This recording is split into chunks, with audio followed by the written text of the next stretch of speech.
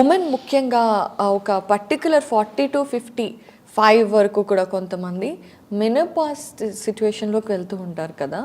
అటువంటి టైంలో అసలు ఒక ఉమెన్ శరీరంలో ఎటువంటి మార్పులు జరుగుతాయి, వాళ్ళ మానసిక పరిస్థితి, ఆలోచన పరిస్థితి ఎలా ఉంటుంది? ఎందుకంటే చాలాసార్లు మనం చూస్తూ ఉంటాం మెనోపాజ్ సిచ్యువేషన్లో అప్పటి వరకు అన్ని విషయాల్లో పర్ఫెక్ట్గా ఉన్న వాళ్ళు ఇంబ్యాలెన్స్ అవ్వడం, మెంటల్లీ కొంచెం బ్రేక్ డౌన్ అవ్వడం, డిప్రెషన్, ఇలాంటివి ఎన్నో చూస్తూ ఉంటాం.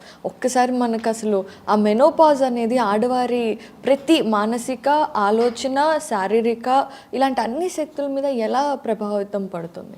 యాక్చువల్లీ మెనోపాజ్ అనేది కూడా ఒకరి నుంచి ఒకరికి వేరీ అవుతూ ఉంటుందండి. అంటే మెనార్కీని బట్టి డిపెండ్ అయి ఉంటుంది.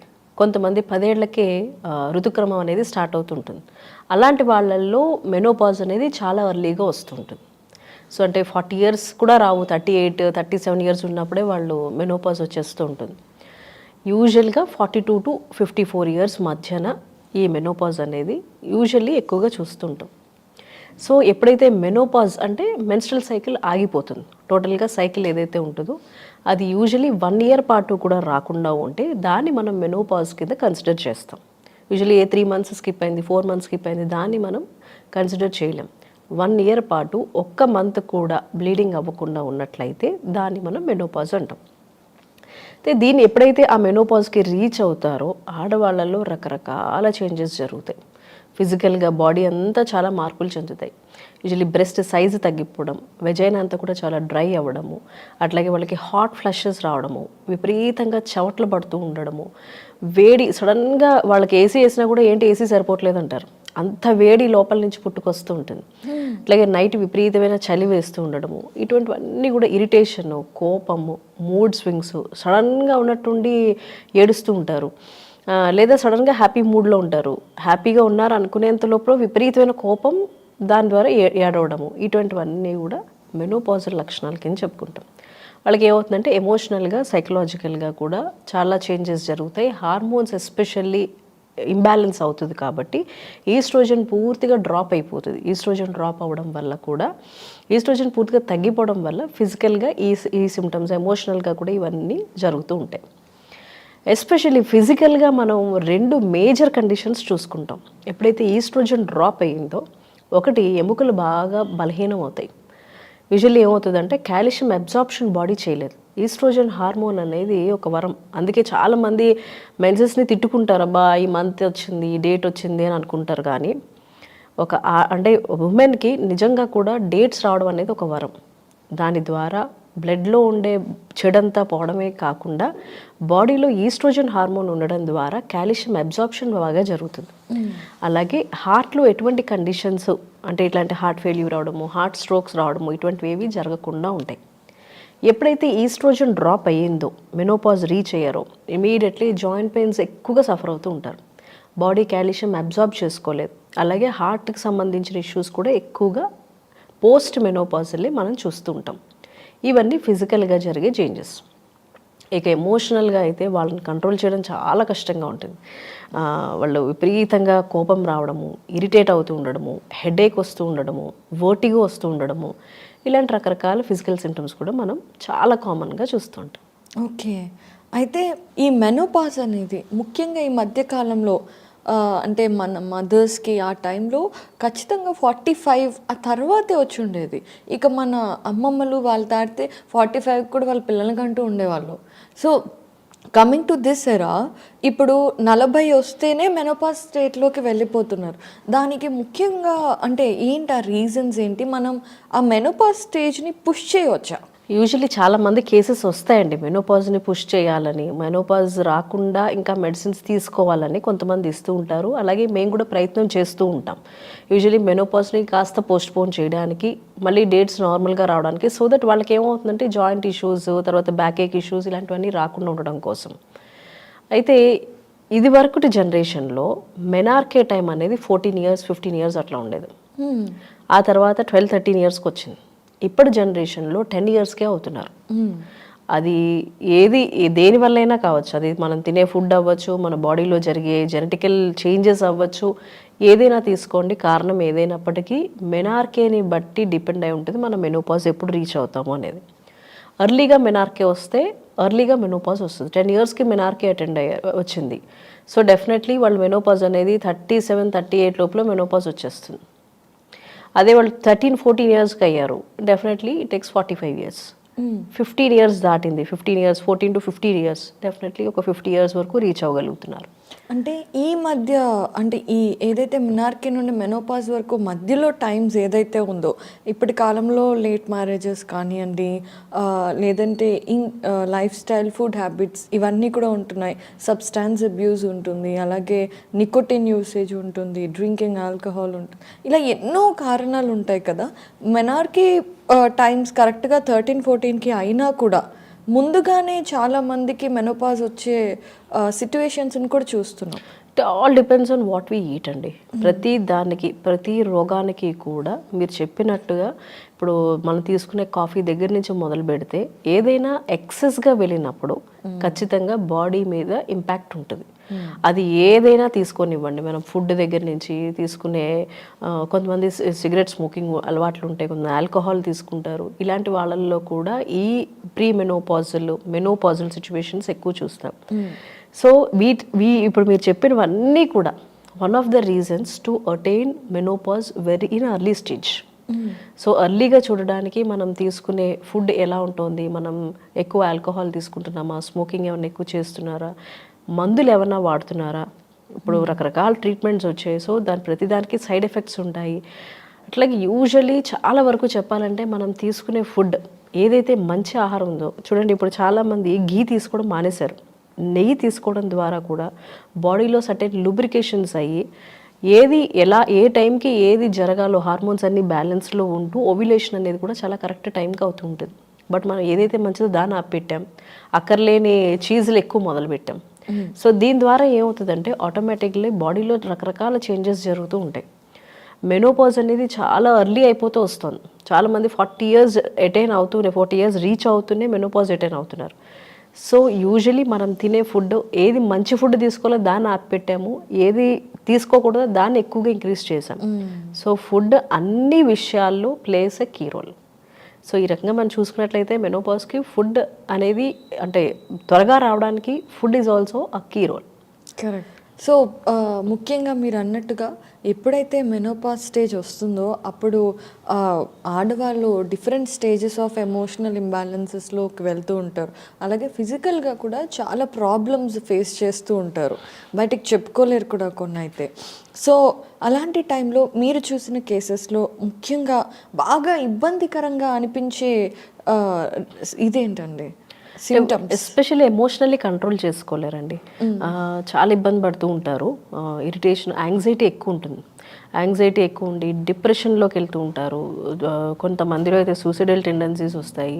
వాళ్ళకి జీవితం మీద విరక్తి భావనతో ఉంటారు, చాలా ఎక్కువగా ఉంటుంది. కొంతమందికి వీపింగ్ టెండెన్సీ ఉంటుంది. వాళ్ళు మెనోపాజ్ రీచ్ అవుతూనే విపరీతంగా ఏడుస్తారు, మాట్లాడుతూ కూడా ఏడుస్తూనే ఉంటారు. ఇవన్నీ ఎమోషనల్ ఇంబ్యాలెన్సెస్. సో వాళ్ళు ఎప్పుడైతే హార్మోన్స్ లోపల ఇంబ్యాలెన్స్ అయిందో ఎమోషనల్లీ కూడా చాలా ఇంబ్యాలెన్స్ అవుతూ ఉంటారు. సో ఎస్పెషలీ మెనోపాజ్లో mind symptoms plays a key role. And వాటిని కంట్రోల్ చేయడం, వాళ్ళంతా వాళ్ళు కంట్రోల్ చేసుకోవడం చాలా కష్టతరంగా మారుతూ ఉంటుంది. దీంతోపాటు ఇంకొక 2 మేజర్ కండిషన్స్ చెప్పినట్లయితే మన joint issues and heart issues, ఈ 2 కండిషన్స్ని కూడా ఎక్కువగా చూస్తూ ఉంటాం. మీరు ఎక్కువ చూడండి, మోకాళ్ళు అరిగిపోయి ఉంటారు. లేదా ఇంకొక ఇంపార్టెంట్ పాయింట్ ఏంటంటే చాలామంది హిస్టెక్టమీ చేయించుకుంటూ ఉంటారు. హిస్టెక్టమీ చేయించుకున్నప్పుడు మొత్తం గర్భాశయం ఏదైతే ఉందో గర్భసంచి మొత్తం తీసేస్తారు. అది రకరకాల కారణాల వల్ల, అది మామూలుగా ఎండోమెట్రియల్ థిక్నెస్ ఎక్కువ పెరిగిపోయి ఎక్కువ బ్లీడింగ్ అవుతున్నప్పుడు, ఇలా రకరకాల కండిషన్స్ వల్ల హిస్టెక్టమీ జరుగుతూ ఉంటుంది.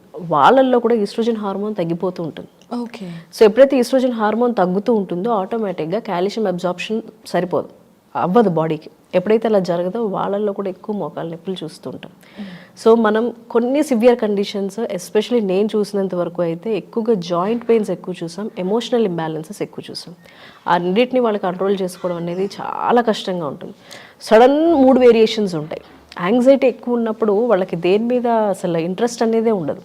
అది చెప్పడానికి చాలా ఈజీగా మనం మామూలుగా చెప్పుకుంటాం, కానీ అది పడే వాళ్ళకి చాలా సివియర్గా ఉంటుంది. యాంగ్జైటీ కానీ, డిప్రెషన్ కానీ, మూడ్ స్వింగ్స్ కానీ, సడన్గా హాట్ ఫ్లషెస్ రావడము, విపరీతమైన చెమటలు పట్టడం, ఒళ్ళంతా తడిసిపోతుంది చెమటలతోటి.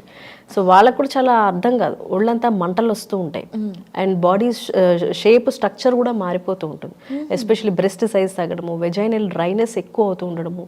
అప్పుడు ఏమవుతుందంటే వెజైనల్ పీహెచ్ అంతా కూడా మారిపోయి ఈజీగా ఇన్ఫెక్షన్స్ అవుతూ ఉంటాయి, యూరినరీ ట్రాక్ ఇన్ఫెక్షన్స్ అవుతూ ఉంటాయి, వెజైనల్ ఇన్ఫెక్షన్స్ అవుతూ ఉంటాయి. సో ఇవన్నీ కూడా జరిగే చేంజెస్. సో ఎక్కువ సివియారిటీ చూసేది మనం ఎమోషనల్లీ ఇంబ్యాలెన్స్ ఉండడము, మెంటలీ చాలా డిప్రెస్డ్ స్టేట్లో ఉండడము, అండ్ జాయింట్ ఇష్యూస్ ఎక్కువ సీరియస్ కండిషన్స్గా చెప్తాం. అయితే ఇవన్నిటిని అంటే ముఖ్యంగా మనం బ్యాలెన్స్ చేసుకునే స్టేట్లో ఉండం కాబట్టి మన ఇంట్లో ఉండే ఇతర కుటుంబ సభ్యులు, ముఖ్యంగా పార్ట్నర్స్, ఆ టైంలో వాళ్ళే మనకి ఎమోషనల్ సపోర్ట్ ఇవ్వగలిగింది, పిల్లలు, వాళ్ళు ఎలా వీళ్ళతో బిహేవ్ చేయాలి అనేది ఒక్కసారి. చాలామంది కంప్లైంట్ చేస్తూ వస్తారు నా దగ్గరికి. అంటే వాళ్ళ లైఫ్ పార్ట్నర్స్, పిల్లలు కూడా మా అమ్మ ఇలా చేస్తోంది, లేదా మా అమ్మ ఇలా కోపంగా ఉంటుంది, లేదా వాళ్ళ వైఫ్ గురించి కంప్లైంట్ చేయడము, ఇటువంటివి ఎక్కువ చూస్తాం. బట్ ఇప్పుడు మీరు అడిగిన క్వశ్చన్ దాని ప్రకారం చాలా మంచి క్వశ్చన్ ఏంటంటే, అట్లీస్ట్ అసలు ఫస్ట్ మనం ఎలా అర్థం చేసుకోవాలి. బికాస్ అది వాళ్ళు వాంటెడ్లీ చేస్తున్నది కాదు, లోపల జరిగే హార్మోనల్ ఇంబ్యాలెన్సెస్ వల్ల బాడీకి ఒక సర్టెన్ టైం పడుతుంది. ఆ మెనోపాజ్ అంటే pre menopause, menopause, post menopausal, ఈ ఒక సర్టెన్ టైం వరకు కూడా, ఇప్పుడు ఫర్ ఎగ్జాంపుల్ 43కి వాళ్ళు మెనోపాజ్ అటైన్ అయిపోయారు, 1 ఇయర్గా వాళ్ళకి లేదనుకోండి, దానికి 42 ఇయర్స్ 41 ఇయర్ అప్పటి నుంచి కూడా ఈ సిమ్టమ్స్ స్టార్ట్ అవుతాయి. దాన్ని ప్రీ మెనోపాజల్ సిమ్టమ్స్ అంటాం. మెనోపాజ్ టైంలో ఆల్రెడీ ఉంటుంది. ఇంకొక 1 ఇయర్ వరకు కూడా పోస్ట్ మెనోపాజల్ సిమ్టమ్స్ ఎక్స్టెండ్ అవుతూ ఉంటాయి. సో ఒక 2-3 ఇయర్స్ వరకు కూడా ఒక ఉమెన్కి definitely takes time again to become normal. అంటే నార్మల్గా ఇరిటేషను, ఎమోషనల్ ఇంబ్యాలెన్సెస్ లేకుండా ఉండడానికి ఒక సర్టెన్ టైం అయితే పడుతుంది. దానికి ఈ కోపం వచ్చి అరుస్తున్నప్పుడు యూజువలీ ఆడవాళ్ళు చాలా గట్టిగా అరుస్తారు, కోపం ఎక్కువ ఉంటుంది వాళ్ళకి ఆ టైంలో. యూజువల్లీ ఏమనుకుంటారంటే అది కావాలని చేస్తున్న బిహేవియర్లా అనిపిస్తుంది.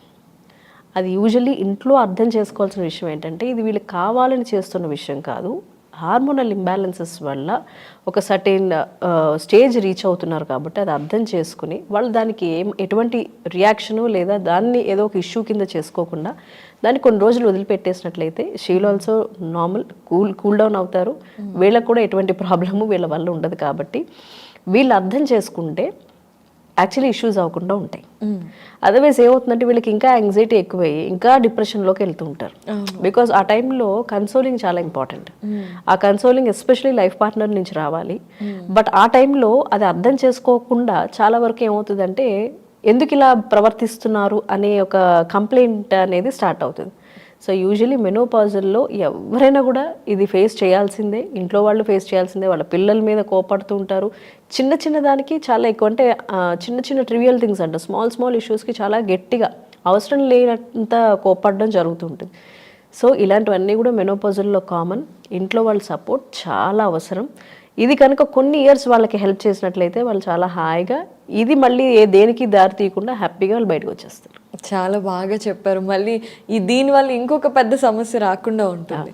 అయితే యంగ్ జనరేషన్స్కి మెనోపాజ్ మీద ఉండే ఒక భయం ఏంటి అంటే, menopause and sexual relations also co related అని. ఈజ్ ఇట్ ట్రూ అండి? అంటే యూజువలీ మెనోపాజ్లో జరిగే చేంజెస్ మనం చెప్పాం ఆల్రెడీ. వెజైనల్ డ్రైనెస్ ఎక్కువ అవుతుంది. సో ఇంటర్ కోర్స్ చేసినప్పుడు చాలా ఇబ్బందికరంగా మారుతూ ఉంటుంది. So they cannot allow that partner అనమాట. సో ఇలాంటి చేంజెస్ జరుగుతాయి కాబట్టి యూజువలీ వాళ్ళ మధ్యన దూరం రావడము, లేదా వాళ్ళు అర్థం చేసుకోలేకపోవడము, ఇటువంటివన్నీ జరుగుతూ ఉంటాయి.